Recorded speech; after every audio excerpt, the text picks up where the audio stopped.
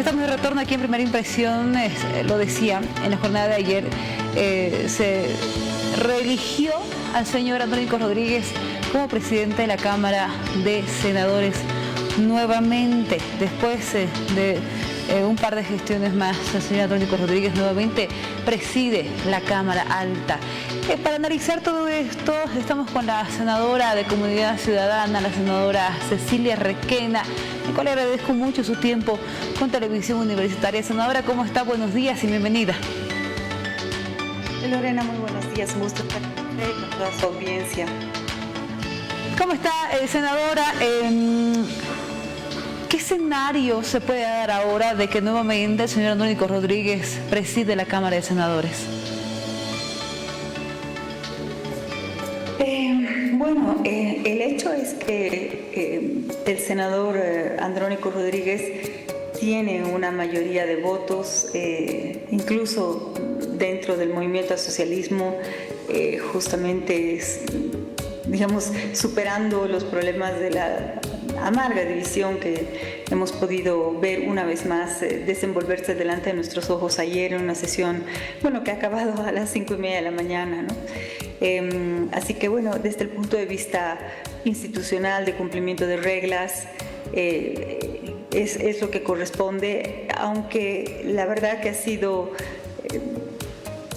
duro ver que hay una parte del movimiento al socialismo que hubiera querido otra candidata, la senadora Ana María Castillo, y que no tuvo ni siquiera el chance de poner su plancha, a consideración, o sea, a votación, ¿no? Ahí se ha generado una discusión jurídica del reglamento, de debates y qué sé yo, que finalmente lo que hace es dejar a una parte del movimiento al socialismo por fuera de todo esto. Y claro, uno desearía que estas cosas se resolvieran de otra manera, pero es también así la democracia. Cuando uno tiene los votos mayoritarios queda relegado, y es el caso. Lo que pasa es que nunca antes se habían presentado dos planchas del movimiento al socialismo, esta vez sí, y no se le dio curso a la segunda. Pero ese es un dato que me parece menor frente a lo que yo sí quisiera relevar, que es que la oposición unida, en este caso Comunidad Ciudadana y Creemos, presentaron una carta adjunta a una agenda parlamentaria, una agenda país de 9 puntos, que por ejemplo tiene que ver con resolver el tema de la interpelación, el tema de las judiciales, el tema del Tribunal Supremo Electoral, incluyendo el TREP, incluyendo el padrón electoral, el tema del censo, el asunto de los 2/3 en el reglamento que ha quedado pendiente, el asunto del debido proceso para presos políticos y algunos otros puntos más, que ha sido, respaldada claramente por el actual presidente del Senado y los varios senadores del MAS que han firmado junto con nosotros, que ya habíamos firmado esta agenda al presentarla. Es una señal nuevamente que da el Senado boliviano al país, claro, de que hacemos todo lo posible para avanzar en consenso. Senadora, desde la oposición, ¿cuál sería la primera tarea que tiene como nuevamente estar a cargo de la presidencia de la Cámara de Senadores el señor Andrónico Rodríguez? Bien, en principio, desde el punto de vista, déjeme hablarle desde el punto de vista de la agenda a la cual me acabo de referir, pues el asunto de la restitución de los 2/3 es muy importante. Le explico a la gente porque esto es raro para la gente que no ha estado en el legislativo, pero básicamente tenemos un reglamento de debates que son las reglas que rigen a las sesiones, y cuando el movimiento socialismo después de las elecciones de 2020 se dio cuenta que había perdido los 2/3 que los había tenido antes, entonces en todos los artículos donde se tenía que decidir algo por 2/3, pues los cambiaron a mayoría simple, y son artículos muy importantes como cambiar el orden del día, claro, o como dispensar la observación del reglamento. Entonces esa sería una tarea inmediata que tiene desde el punto de vista de la agenda, y la otra es ir armando rápidamente propuestas para cosas que tenemos pendientes. Voy a mencionar una sola, si me permite, para no extenderme más, que es el problema de las elecciones judiciales. El Senado ha cumplido, pero igual tiene que coordinar con sus colegas, con nuestros colegas de diputados, para que eso tenga buen cauce. ¿Cuál sería una relación, o cómo se daría más bien una relación estable entre el nuevo presidente de la Cámara de Diputados, el señor Huaytara, y ahora Andrónico Rodríguez como presidente de la Cámara de Senadores? ¿Cuál sería el deber, la responsabilidad que tienen los dos para que la gente pueda entendernos cuán importante es tener estos representantes de estas cámaras? Sí, gracias por darme la oportunidad de aclarar estas cosas que en verdad no son nada obvias. Las presidencias de las cámaras, dirigen todo lo que ocurre en términos, por ejemplo, logísticos y de personal, pero fundamentalmente en términos de leyes, son quienes deciden qué leyes se agendan, qué leyes se priorizan. Eventualmente, y eso todavía no lo hemos visto, lideran agendas parlamentarias. Ese es un rol importantísimo de la presidencia. La presidencia no vota, solamente dirime. Igual el voto está en la asamblea, así que no es que pueden decidirlo todo, pero cuando uno puede decir qué cosa entra a discusión, qué cosa se retrasa y no entra a discusión, pues ese es un poder muy grande, y ese es un poder que ahora se tiene que equilibrar entre un miembro más bien cercano al gobierno, Huaytari, el presidente de diputados, y uno más bien cercano a Evo Morales, aunque con su independencia, que es Andrónico Rodríguez en el Senado. Va a ser interesante ver este balance que ya se había dado en la previa gestión. Senadora, ¿cuáles son los proyectos que tiene el Senado en agenda y ya próximamente a tratarlos?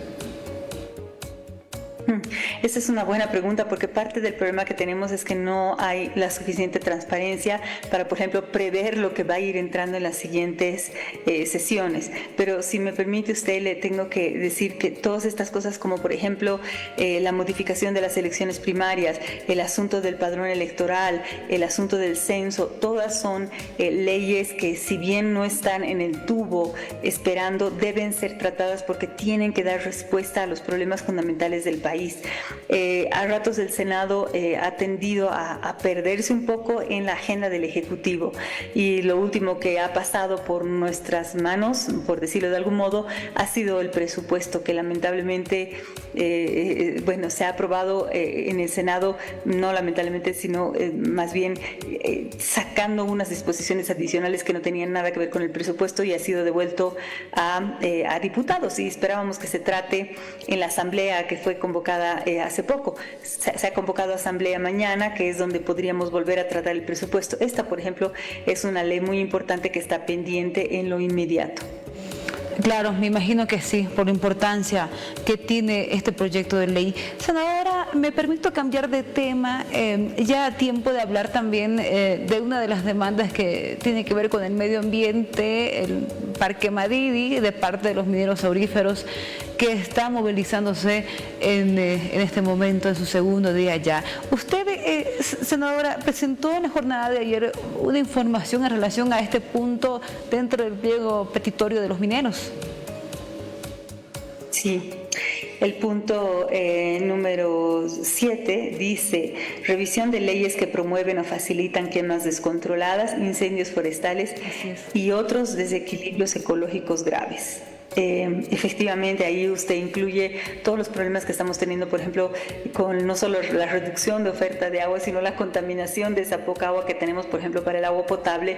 Pero esto está ocurriendo en La Paz, en la metropolitana de La Paz, en la zona metropolitana de La Paz, pero esto está ocurriendo, como sabemos, en otros lugares del país, pero también en lugares en La Paz en los que jamás se hablaba de sequedad, como en Caranavi. Se supone que son bosques húmedos y resulta que ahora no llueve y no hay agua. Eso está pasando también en Cobija. En fin, hay una cantidad de problemas ahí que están siendo acá abordados en este punto número 7, y que esperemos que podamos realmente avanzar, porque es delicado. No hay que engañarse en la dificultad, porque se trata de movimientos sociales que son la base social del movimiento del socialismo, que lamentablemente ha generado un modo de gobernanza, de crear cierta estabilidad, entregando prebendas, en unos casos tierras, e incluso de manera ilegal y arbitraria, y violando derechos de otros como pueblos indígenas y demás, pero también también derechos mineros, o ahora el pedido de estos mineros es que se vuelva a legalizarse, si quiere, porque se había retrocedido en esto, hacer minería en áreas protegidas tan valiosas e irreemplazables como el Malidi. Así que hay mucho trabajo que hacer, y aquí vamos a necesitar de una conciencia muy grande de todos los actores involucrados, empezando por el Estado, de cumplir realmente su deber, de que el presidente ejerza de presidente, de que el gobierno ejerza de gobierno y de que el resto del Estado ejerza su rol. Yo sé que es difícil creer que eso es posible, pero eso es lo que tenemos que hacer ante la emergencia. Discúlpeme, termino. Porque si los mineros se les acepta destruir nuestras áreas protegidas para una actividad no renovable y devastadora y que no le deja nada al país, pues habremos hecho una gran violación de derechos humanos y el peor negocio que podemos hacer en términos económicos. ¿De qué manera afectaría todo esto al medio ambiente en relación al Parque Madidi, senadora, para que la gente pueda entendernos? El Parque Nacional Malidi está en el norte de La Paz, es parte de la parte amazónica de Bolivia. La parte amazónica, todo el bosque amazónico, la región amazónica de Sudamérica es la responsable de buena parte de las lluvias de todo el continente, y en el caso de Bolivia prácticamente de la totalidad de las lluvias. Las lluvias se generan en la Amazonía porque es un ciclo hídrico que depende de los árboles que transpiran y generan las nubes, que a su vez generan lluvia, que hacen crecer más árboles, que hacen generar más lluvias, y es un círculo, por eso se llama ciclo hídrico. Si uno corta los árboles, destruye el ecosistema, que es exactamente lo que está haciendo la minería, mayoritariamente ilegal, entonces rompes el ciclo hídrico y ya no hay formación de nubes. Y eso, en contexto de cambio climático, que es cuando ha subido la temperatura, genera tragedias como la que ya estamos empezando a vivir, y que lo único que haría es empeorar si no cambiamos de actitud, es decir, generar más estrés hídrico, es decir, más tensión entre una oferta que va reduciéndose del agua por evaporación, por ejemplo, pero también porque se destruyen las fuentes de agua como las vertientes y los ojos de agua, y al mismo tiempo una demanda que no deja de crecer poblacionalmente, y encima se contamina nuestras aguas, como es el caso de buena parte de las represas de agua potable de La Paz. Hablemos de Milluni, por ejemplo. Bueno, en fin, entonces todo esto es exactamente lo contrario de lo que tenemos que hacer, porque el siglo XXI nos va a plantear el problema ecológico como un factor fundamental de problemas que hay que afrontar. Y lo que nosotros estamos haciendo es, en vez de generar resiliencia, capacidad de lidiar con eso, estamos agravando aún más la destrucción de los ecosistemas, con lo que, habida cuenta de la pobreza que ya existe en el país y la falta de institucionalidad, vamos a estar en mucho peores condiciones en el futuro. Por eso hay que defender el bosque en general, las áreas protegidas en particular, y la vegetación de lugares altoandinos como los bofedales o los glaciares, que no son vegetación, pero sí son fuentes de agua también. Todo hay que defenderlo, porque es la base misma que sostiene toda la vida y toda la actividad económica, la que ahora está desequilibrada por este tipo de fenómenos típicos del siglo XXI. Pero claro, senadora, concuerdo con usted. Le agradezco mucho su tiempo, senadora, con Televisión Universitaria. Gracias por atendernos. Con todo gusto, Lorena. Hasta la próxima. Gracias, senadora Cecilia Requena con nosotros, senadora de Comunidad Ciudadana, tocando sus temas importantes.